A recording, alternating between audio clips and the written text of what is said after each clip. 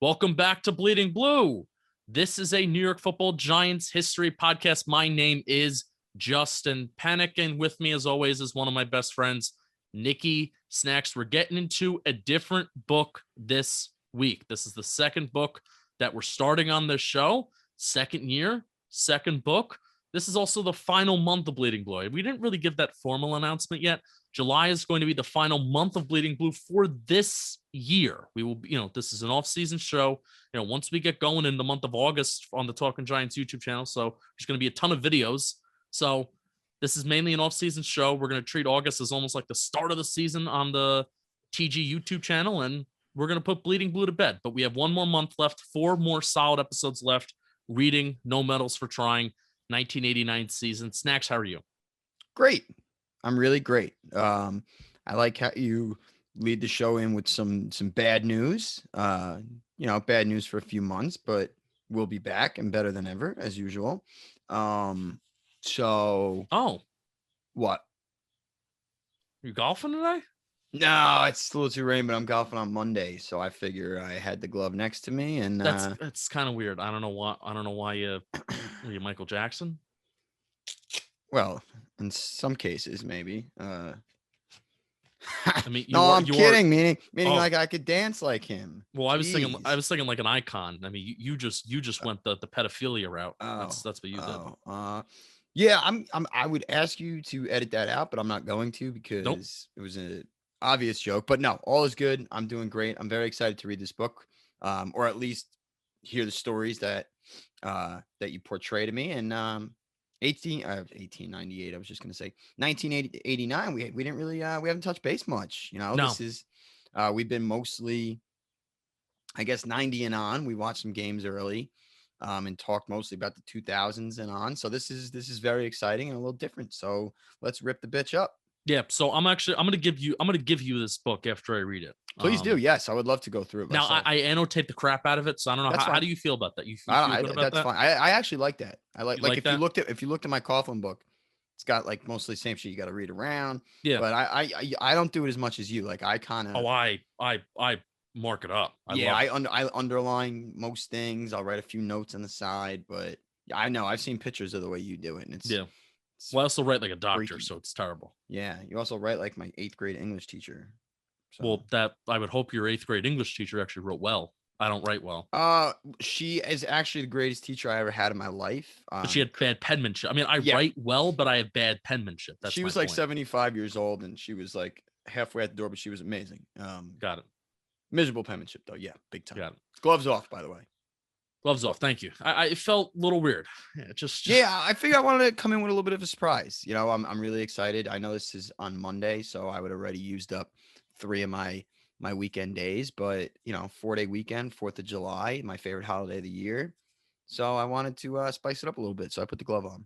There you go. So this book, No Medals for Trying, it's by Jerry Izenberg. It's taking place directly right after right on that plane ride home from a Monday Night Football loss against the San Francisco 49ers in Candlestick Park. Devastating loss. I think the Giants had the lead a little bit. They had an opportunity to go down and drive for a game-winning drive. Phil Simms threw an interception. There were some other special teams mishaps too, and we can kind of talk about that a little bit. But Snacks, I'm liking the start of this book. So that's where I am. So it's taking you through each day and pretty much each moment of the week that is leading up to the Giants playing for the division lead or trying to keep the division lead against Buddy Ryan, Randall Cunningham led Philadelphia Eagles that Sunday. So yeah, miserable team. And it's fun. It's funny. They called Randall Cunningham that damned number 12. That's how they kind of refer to him there. So I'm at Wednesday morning. So between now, we Monday night / Tuesday morning on the way home from Candlestick Park, a very, very long flight, uncomfortable flight, quiet flight, as you can imagine after a devastating loss, and then all the way up until Wednesday morning. So that's where we're at, and that's how we're going to end the episode. But just some overall impressions, and then we can get to some nitty-gritty details. I feel like I am reading a variation of Any Given Sunday. So you've seen that movie. I mean, of course. Have And you? I know you love that movie and you love Al Pacino too. So I do. Any Given Sunday. Wait. You have seen the movie? Yes, I've seen the movie. That's a shocker. It's a miracle, right? I know. I haven't seen a movie in my life. So I feel like I'm reading like a variation of Any Given Sunday where any moment can feel like an eternity, but in the grand scheme of things, because of how fast football moves, it actually like only lasts a millisecond. And that moment in which you're dreading on, or that moment at which you're sitting on, it actually doesn't matter, because the only thing that matters in football is the next thing that's coming up. It's like the next play, the next game. So that's kind of like my thoughts so far, where Jerry Izenberg has taken these people's emotions, especially like the first part of the book, where now that I'm on Wednesday and I started to read on Wednesday, now it's like we're moving, we're installing game plans, we're making sure that guys are healthy, and we're really moving. But that Monday, Tuesday, I got exhausted reading it because of how much detail he poured into the back and forth of the coaches going back and forth of a specific moment that happened in that game, the pain that the players felt. So, I guess maybe I don't know, I'll throw it to you for thoughts on whatever. And that is how I felt kind of like reading this book to start. Well, I think I'm at an unfair disadvantage here because I don't know too many details, but I would sure love to be a fly on the wall with those coaches talking and the players talking. Clearly, it was not the most pleasant of a plane ride, which obviously is understandable. And Wednesday is usually the big day of the NFL week, correct? That's when they hit the practice field, I would assume. Yeah. So it's different this week because of the Monday Night Football. Because usually if they win, they get an extra day off. But then Wednesday they're going to be into practice. But because of number one, how banged up everybody is, and I'll start reading off these injuries, which is insane. But because of how banged up everybody is, and also how tired everybody is, and it was a bad loss, Parcells wants everybody into practice, but everything's going to be without pads this week. Wow. Everything's going to be without pads. Unlike him. Well, I mean, you're deep into the season too.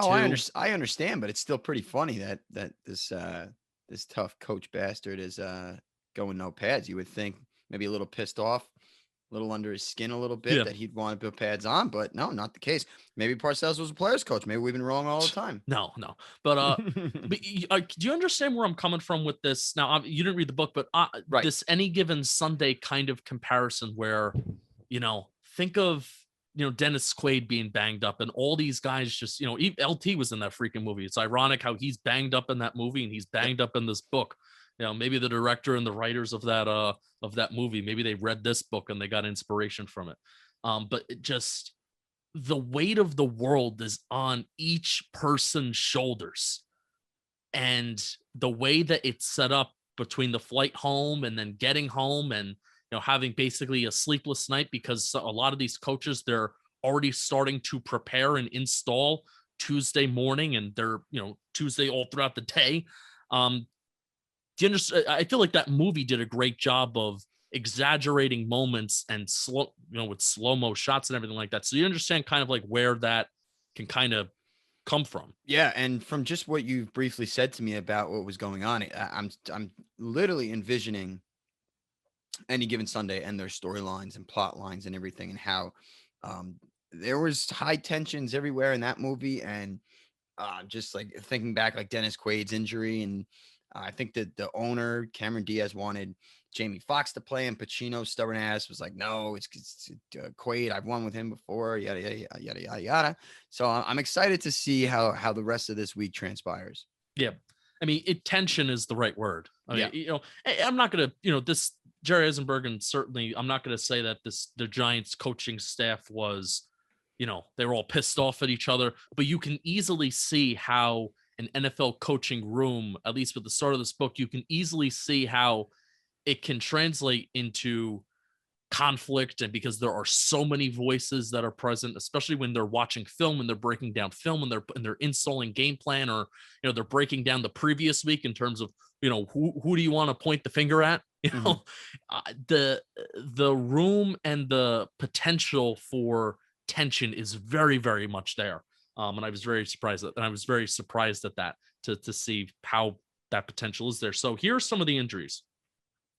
So Eric Howard could feel a familiar spasms spreading through his lower back. Howard plays with a chronic disc problem, and when the Giants win, the discomfort is kind of a barometer that seems to tell the big nose tackle, I'm just reminding you that you played well, old friend, and you won. But tonight, it's simply pain. Each spasm is a kind of a cappella accompaniment to the dull ache from a fresh knee injury. Lionel Manuel, wide receiver, has a bruised thumb and a twisted knee. John Elliott, 6'7", 6'7" 300-pound offensive tackle, has a badly swollen ankle. 5 other players, including 32-year-old running back Otis Anderson, among them, are still exhausted. Each of them had been treated for leg cramps during the game, and Dave Maggette is still shaking the cobwebs from his head from he got his bell rung. And here's a funny quote from Ronnie Barnes, head trainer Ronnie Barnes. This is 1989, and Ronnie Barnes is here, and he's still pretty prominent. He's 37 years old in 1989. So do the math. However old he is now. 60, now he's the 67. 60, now he's the team's lead doctor. So it's 30 years later. So 30 years, 37. He's basically almost in the 70s. Mr. Barnes Maggette asked the trainer one day, "What's an official NFL hit?" "I can't tell you that, David." "Well, how will I know when I get one?" "You'll know, David, because you'll be looking out of your ear hole." That's a great line. That's a great line. There's something about the way that old school people talk about the game of football, and they love talking about the ear hole. Well, I mean, it's a prominent thing back, right? It's kind of like get your ear hole wrong. Well, I guess it's bell wrong. Yeah, get your bell rung. And my father always taught me. It's like headshots, pretty much. That's what they talk about. Yeah, my father always taught me that if I was ever if I was a defensive lineman, I wasn't a defensive lineman a ton, but when I was a defensive lineman for a brief period of time, if somebody was holding me and I saw that they were leaning forward, like they weren't balanced and they didn't have their feet under them, but they were just putting their weight on me and they were holding me, So what I would do is snap the ball, open up my hips, slap them right in the ear hole. Right in the ear hole. And it's illegal. You can't do that. That's it. Well, but you get you ring somebody's bell. Slap them in the ear hole, ring their bell. Boom. Yeah. Look at that. Slap them in the ear hole. So then there's actually this one play where you can see it pretty clearly. So I did it to somebody. I didn't do it often, but I did it to somebody once because it was really pissing me off. And he actually goes on all fours. And it's pretty funny. Look at you. Yeah. Yeah. Talking about the playing days. So those are some of the injuries, including, I just listed a whole bunch of names, but also including, most importantly, Phil Simms, bad ankle injury, and also Lawrence Taylor also has a bad ankle. I think they're definitely LT has an ankle injury. They're two most important players. Yeah. Yeah. Especially LT. I mean, the fact that you lose LT, you're not doing anything. Yeah. So, which is so crazy to say, isn't it? What? Sorry. What? If you lose your defensive player, your best defensive player, as opposed to your best offensive player, there's nothing. You do that now, you're screwed. The way that they talk about LT. Remember how we asked BBVCR about 2 weeks ago, was the allure of Lawrence Taylor there? Yeah. Well, Izenberg kind of answers it. So he became LT or simply the linebacker. You could take your choice because it didn't matter. Under either name, everybody knew exactly who you were talking about. In the mind's eye of all the Giants, he had long since emerged as the resident catalyst of defensive miracles. Lawrence, the sacker of quarterbacks. Lawrence, the interceptor of passes. Lawrence, able to leap blockers with a single bound, dominate a game like Gulliver on a field of Lilliput. I don't know what. I feel like it's a flower. I can't see the word. Lilliputians. There you go. Yeah, that's exactly it. I have no fucking idea what that is. And wake the stadium echoes with chants of defense. So the allure was there. Allure of the linebacker. I love that. That gave me a good chuckle. I know you were reading, but I kind of give a good side chuckle. The linebacker. Yeah. God, that's so sick. All right, so they're going forward. The flight home. Raina Thompson, who is a longtime cornerback. He came from another team, but he was working on his degree, and part of him working on his degree and then him being like a free agent. Parcells, he wanted to take a chance on him and bring him in as a cornerback because it's like, stop. Once he said that he was working on that degree, that you're it shows that you're dedicated. It shows that you have a maturity that can fit kind of this football team. So what Randall Thompson actually did this game is his arm was over the line of scrimmage on a field goal that the 49ers kicked, and then he missed. So snapped the ball. Randall Thompson was offside. 49ers kicker missed it, but then the yellow cloth is on the field, and then they get to redo the kick. 49ers kick it, and then they tie the game. So then that's what, crushing. Yeah. So if they miss that kick, odds are the Giants can just take the ball. Clock can run out, and then they'll win the game. So Thompson actually has a pretty funny quote, one that I think kind of symbolizes that's kind of helpful for the book. Funny, when you win, you look ahead. When you lose, you can't help but look back. I mean, that's dead spot on. Yeah, dead spot on. I mean, even as fans, that's how we do it too. It's crazy. Some of these games last year, or in our lifetime, you sit back and they lose, and all you do is think about every single little play. Yeah. After they win a game, I'm like, all right, we won. Who are we playing next? And we've talked about all the time on the show with this offseason in general. You don't remember you remember the crushing losses more than anything. Easily. Are you kidding me? I could probably replay every play of the fourth quarter of the Miracle at the Meadowlands. Yeah. And that 38-35. I could tell you every single play. That 38-35 loss, whether it's in 2015 to the Panthers, which is one of the best football games I've ever been to, or the 2007 one against Patriots. Yeah. I could probably tell you more about those games than I can about, the win that we had in 2011 week 7. I just remember being really happy. 2011 week 17, we won and we just had a ball. Right. It's crazy. Like, our biggest wins as Giants fans have been those 2 years in the playoffs and the Super Bowl. And I can tell you, after every game, you celebrate right then and there, and you're like, okay, if the game is on Saturday, who are we playing next? Who's that? You lose one of those games, that's all you think about 4 months. Yeah. 4 months. And the thing is with these, so why Izenberg did such a good job kind of setting this up is he made that plane ride feel like an eternity.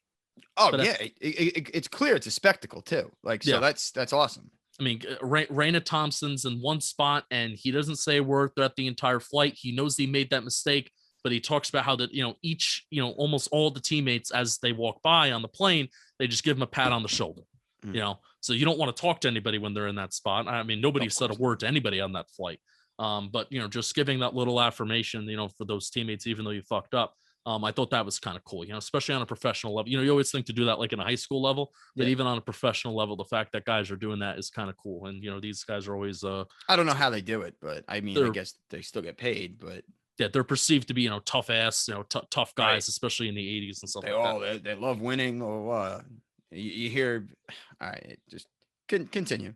God bless them. It's very mature. And speaking of tough guys, there's a quote about special teams because Randall Thompson also does special teams too, and that's part of the reason why he was brought on is because he was just a pro at special teams. Coaches love those damn special teams. They do.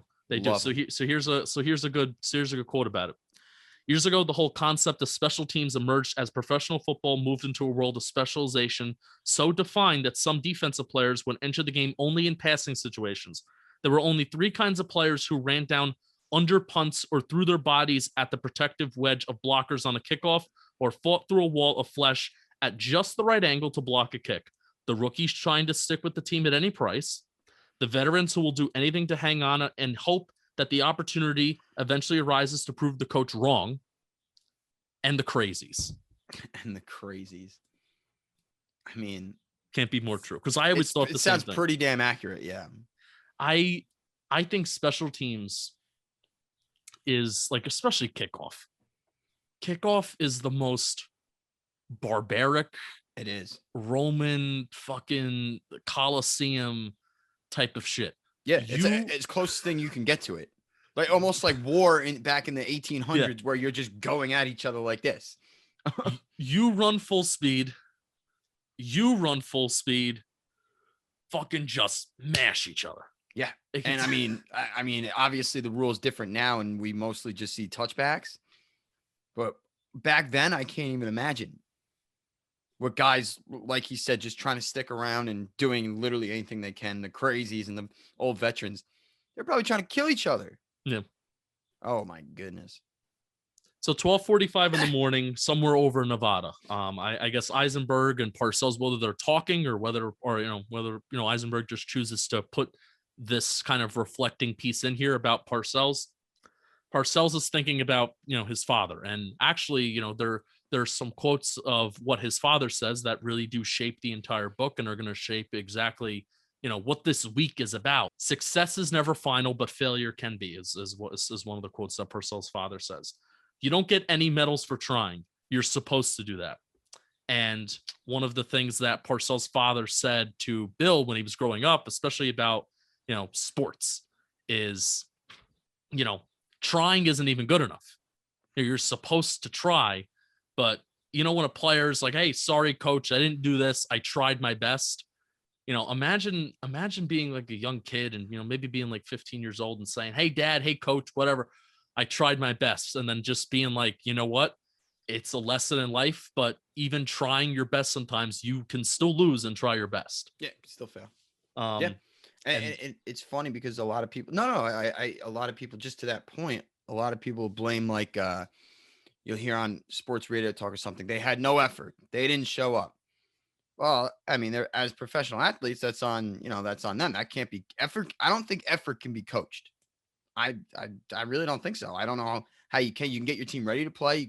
You motivate them, do it once they step on that field. It's what you give, and if you're trying your best, obviously you don't get any medals if you fail. But listen, that is what you're supposed to do. If you do your prep work, you go out there, you try your best, and the results should play itself. But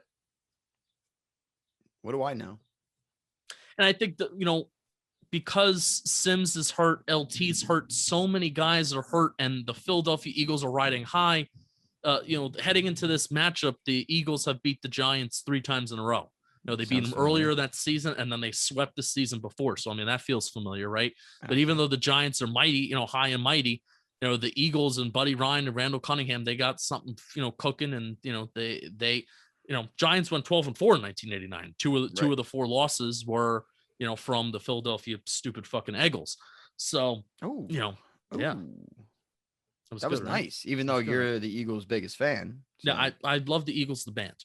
Mm-hmm. Went to school in Philly, yada yada yada. So, What um, what is? Forget it. Go ahead. yeah, but so trying and that not being good enough, because I've always grown up with try your best and it's acceptable and it's celebrated, and I like that. I kind of do believe in that. But in Yeah. the game of football, you can literally try your best. You can put all your effort out there, and why the game of football sucks, and especially this plane ride. I think it kind of shows it. You can try your best. You can put your body on the line. You can get the shit kicked out of you. You can get your teeth knocked out, and you can try your best, and you could still lose, and Yep. it doesn't matter. It doesn't even matter how hard you tried. That Um, 200% effort, that all of the best that you tried, literally goes right out the window with a loss, because at the end of the day, that's a result oriented business. It's okay for me and you when we're 14, 15 years old, 10, 11 years old. Okay. We'll still, I don't think we're going to get whipped or anything like that. Uh, but when you're a professional athlete, you're trying your best and you're getting your shit kicked and you're losing, doesn't matter. so these are the main questions that are going to kind of guide the book, at least in my opinion. If I'm inferring and if I'm reading with the keen eye. So there are Doubtful. decisions to be made. Yeah, doubtful. Do you plan with Taylor or without Taylor, or do you draw up alternate plans? He disregards the last option because such a task would place a Herculean burden on defensive coordinator Bill Belichick and his staff. Like, you know, do you plan without Lawrence Taylor? That's that kind of burden of how do you replace Lawrence Taylor? You Don't. can't physically do it. You just, I guess you try to get 2 to 3 guys to kind of replace somewhat of his role, right? Okay, and then having that, you lose 2/3 of your back end defense, or whatever the case, whatever the scheme may be that weekend. So yeah, an impossible task. So do you plan with Taylor? He discards the first one because deep within him, the feeling grows that this one might be too much even for LT. So I don't know. I actually don't know. And I'm not going to look at Pro Football Reference. I don't know if LT plays. So I'm excited to Well, that's fun. see like how the week kind of develops, because LT has, he has been known to have these Herculean efforts of, he tears his hamstring. Ronnie Barnes is like, this guy's definitely out, and then he comes back and he plays. We all know the story of him in that Saints game. He tears his shoulder up. He misses a little time. He gets the big. It looks like Frankenstein, and he gets that big pad on, and then he comes back and he plays, and he has an awesome game. Which that might actually have been the same game where Mark Bavaro broke his jaw, and that same game where he does that famous finger point celebration when he chases. Yeah. I don't know if that's the same game, but I think BBVCR. Well, it's the same team, isn't it? Yeah, it was the same. It was the same team that he did the finger point, but I don't know if that's the same game. Yeah, I got you. Where he tore up his shoulder, and Mark Bavaro also broke his jaw in the same game and came back and had an awesome game. Also, 1989. That was the season, 1989. Of course it was early in the season. So and LT is immortal. So literally, he's thought of as immortal. I mean, I don't know if. I mean, he only had a few years after 89, after this season, but he's shown his whole career he was immortal, and maybe he's more seen as more of an immortal now. And the folk tale of Lawrence Taylor. No, it was known. It was known, right? It was known multiple times. And yes, absolutely. And VCR said it to us too. So it's like, you're not even thinking of the thought. You're not even thinking of the thought of not being with LT on game day. So that's just a true testament to him. Yeah. So Parcells actually does announce, he says, I'm going to announce to the media that Parcells is out for Sunday, but they're going to wait and see as the week develops. Wait. Parcells announces to the media that Parcells is out for Sunday? Sorry, Parcells, that LT's out for that. I figured that's Sunday. What you meant. I thought he was playing a joke or something. Yeah, no. I'm out. That's why I wanted to clarify. LT's out, I'm out. yeah, right, yeah. So Parcells does announce, he announces to the coaches, and this is right on Tuesday, Tuesday, Wednesday morning, he announces, I'm just going to say LT's out. And then if he can come back and play, he can play. And then they did hope that Phil Simms, poor fucking Phil Simms, he was put through the ringer for years. They were hoping that Simms could play. So here's some more questions. What will he tell them on Wednesday morning? How will he approach this week with the division lead and logically division title on the line? What possible approach can wipe away the wake of the disaster this team suffered just hours ago? On the other hand, how much do you really need to tell them? After all, this will be the Eagles. So part of their motivational approach this week, I mean, we talked a lot about motivational approaches with Coughlin. Mm-hmm. Part of the motivational approach this week is the message this week is going to be the division titles on the line. Almost think of like 2010, 2010 where we played the Eagles at home.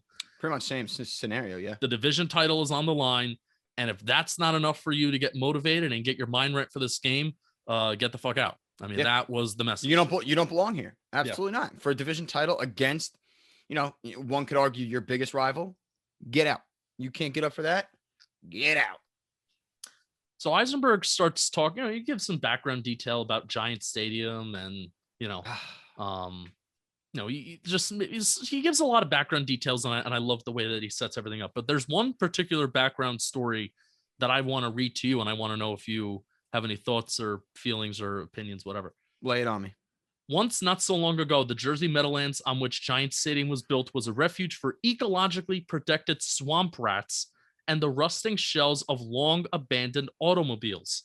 It was also the desolate place where, quote-unquote, scientists in expensive imported suits with large bulges under their jackets once carried on serious midnight experiments to determine how far a man from the wrong family could sink with an old jukebox tied to his ankles.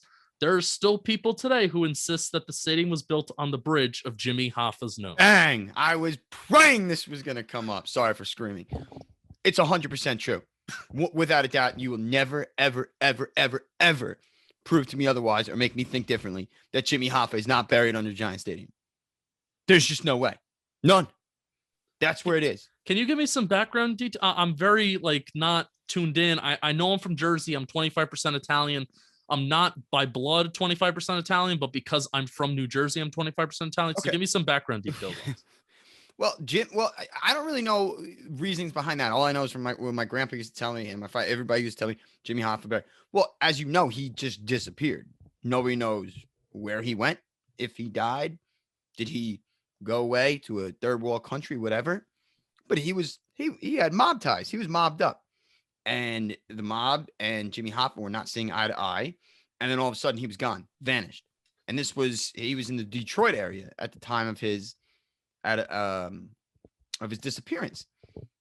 Now, when you're building a new stadium, what better place to put somebody than under there? It's never going to get dug up. True.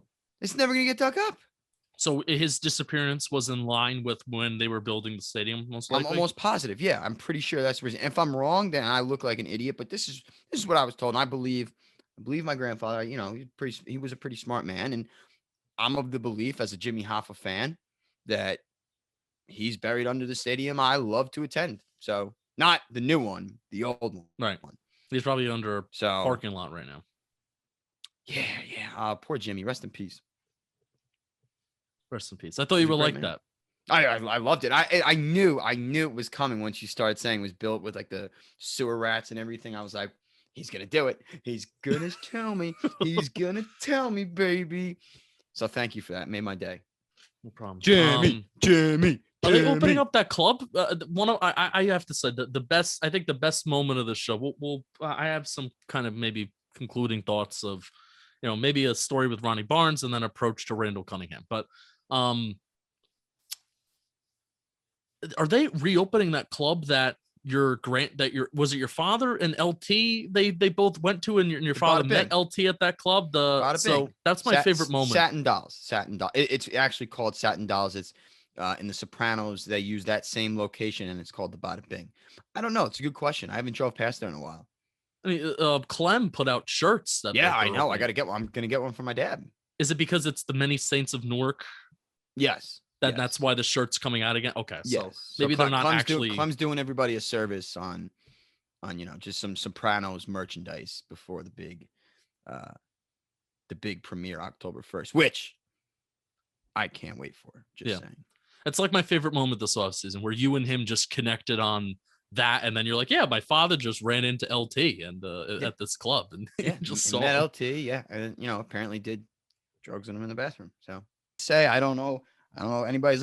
Lawrence Taylor and my dad found him in the bathroom doing cocaine in a strip club on Route 17 in New Jersey. Just saying, what is Clem? I feel bad for Clem because he doesn't listen to this show. But sorry, Snacks. It's a great story. You have all of these stories where your father just runs into Otis Anderson. He runs into. Didn't he run into McConkey once? McConkey, yeah. But this is a good one because it was a strip club and it was Lawrence Taylor doing coke in the bathroom. That's a pretty good story. It's relevant to the hypothetical here. It's relevant to the hypothetical. Sharing with the class. Yeah, exactly. Justin, you've never watched The Sopranos, but Clem, you know the Bada Bing. I was going to say your dad strikes me as a Sopranos side character right now. It's exactly what I was going to say. You're talking Route 17 and everything. I was going to say. Oh yeah, no, and it was the Bing. It was the Bing. This is where it was, and it's funny. Satin Dolls? Was that Satin Dolls? That was Satin Dolls. Yes. Oh. It's a true story. And I asked I'm like, Dad, I don't believe you at all. And it was backed up by two of the people he was with. So I'm like, okay, I believe it. And I get to brag about it. I wasn't there. I wasn't born, but I believe it. Absolutely. Love it. I mean, and it's very believable. That's the best part.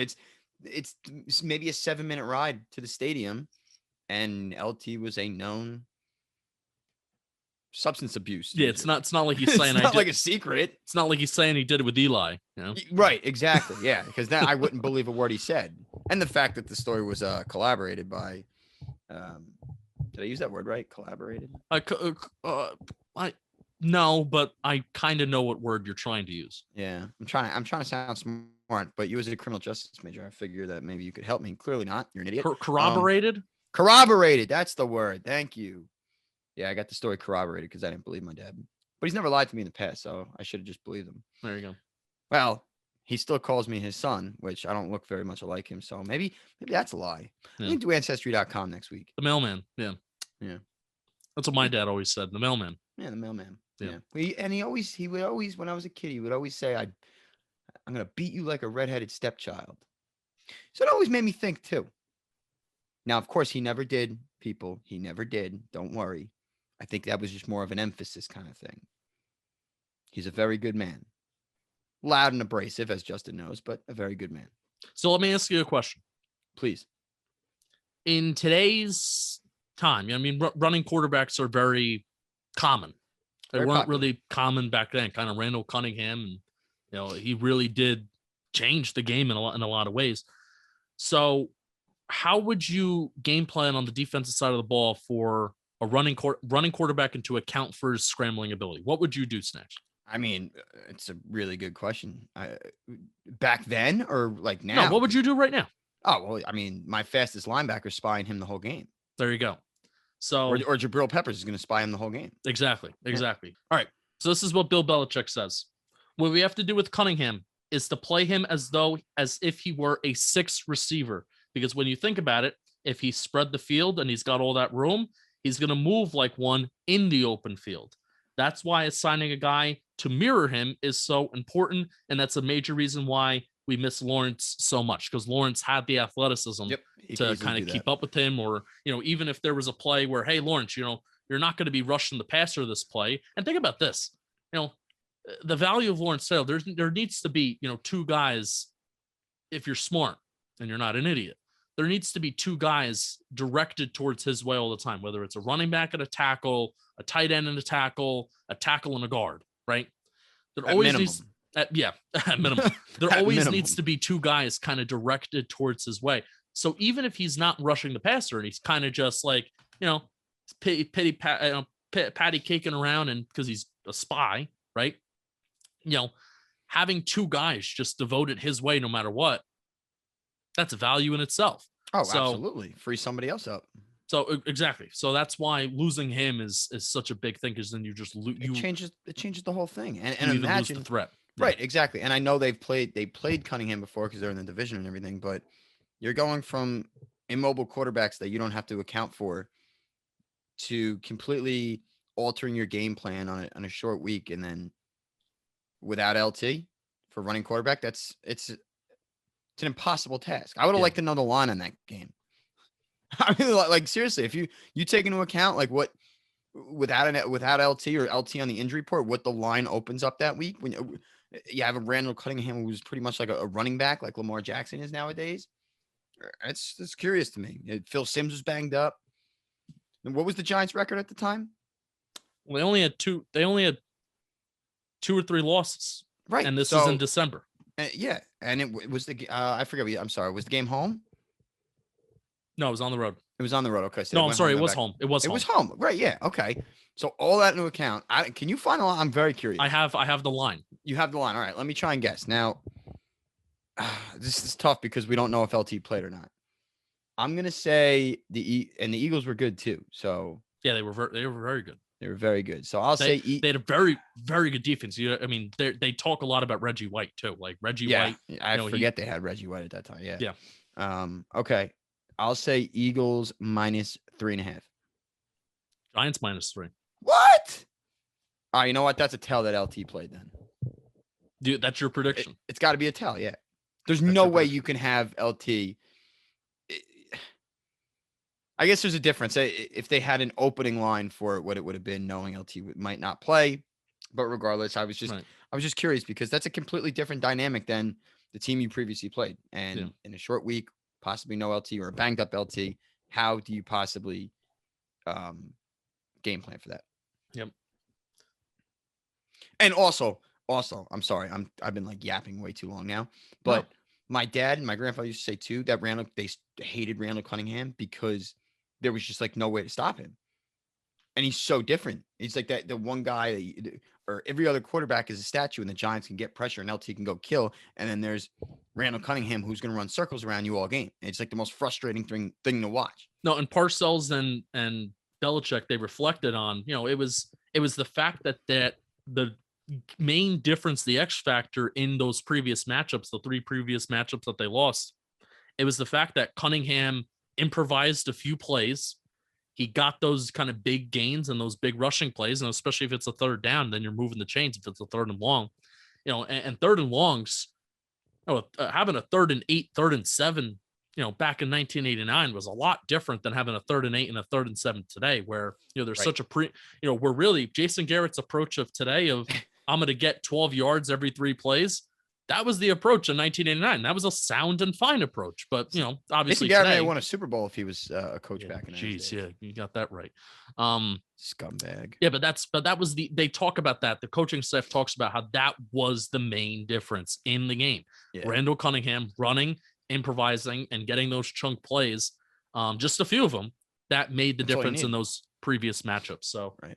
that's that's a great point and great Crazy. thoughts by your family members. They were in line with Yeah, I the guess Giants so. coaching staff. I guess so. I know I bring them up a lot, but that's where a lot of the stupid nonsense that comes into my head and shoots out from. So I never Right. got to watch them, so that's what I say. I'm gonna read one more line. Yes, please do. And And then he that's also like they had Donovan McNabb that tortured us. Okay, go ahead. Sorry. stupid Eagles. Bill Parcells and Ronnie Barnes had an interesting relationship. I didn't kind of talk about it in the beginning, but I need to read this line. So Sims got hurt I feel like Sims was hurt every week. Like I said, poor Phil Sims. Dude just got beat the shit out of every week, and he still kind of popped up. So he got hurt against the Vikings, which we've been told by some listeners that is a game that we have to rewatch. That Yes, giant Viking it has game been recommended to us. from 1989 is a game that we have to rewatch. So Sims kind of got hurt. One day after Phil hurt the ankle against the Vikings, he yelled at me, Ronnie Barnes is saying, "What are you doing for Sims?" I told him, "Treating him with ice like everyone else." Parcells is like, "Yeah? Well, is it our coldest ice?" And I thought about saying, "No, I'm using the warm stuff," but I didn't. And so I'm in the first about 70 pages of this book.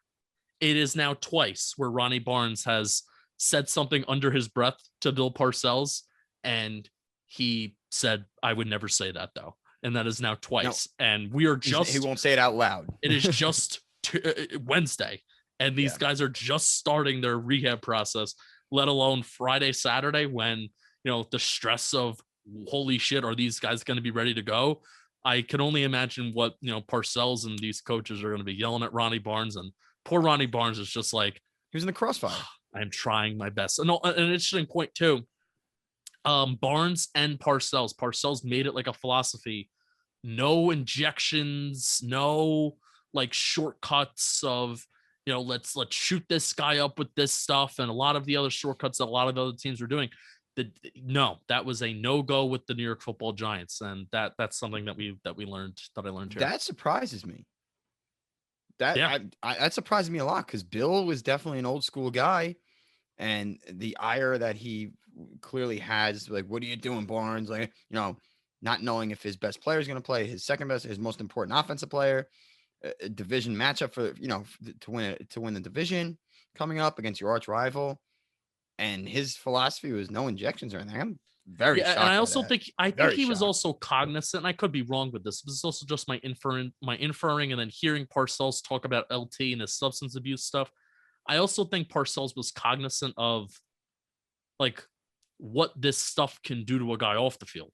Just injecting him with shit, and if you put a guy in more pain so he can play, well, what is he going to do when he gets off the field? He's going to try to dilute the pain and do the shit that LT did. And, so I can imagine, that's not what he wanted for his players. I could be reading too far into it. Let me know if I am, but that's at least my inference. So there you go. We are now at Wednesday. Coaches are installing their game plans, offense. They're, Roy Earhart's doing what he's doing. There's more bodies in the room in the offensive game plan than the defensive side, because the offensive people say that you need to be smarter to be on the offensive side of the ball. And then defense says, well, no, they're actually more stupider, but they need more people to explain things to them. So there's a funny little dichotomy and battle that's present there of who's smarter and who's more intelligent. So they're putting in their game plans. Obviously, the more important game plan is the defensive side and how they're going to approach Randall Cunningham. Underrated little one is how they're actually going to approach Reggie White. And there actually is not much of a difference in game plan.